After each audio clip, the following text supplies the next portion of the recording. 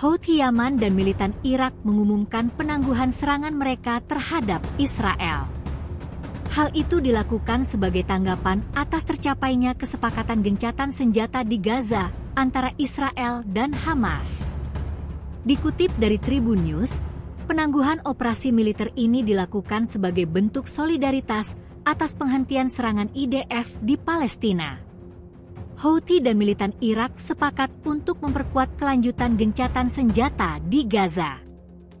Pernyataan itu disampaikan oleh Akram Al-Ka'abi, Sekretaris Jenderal Gerakan Nujaba, dalam sebuah pernyataan yang diterbitkan pada hari Rabu, 15 Januari 2025. Meski begitu, Houthi dan militan Irak memperingatkan, jika IDF melakukan serangan di tengah gencatan, maka kedua kubu itu akan menanggapi dengan keras.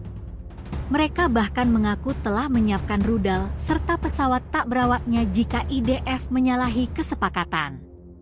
Seiring dengan itu, juru bicara Ansarallah Yaman, Abdul Salam juga memperingatkan Israel.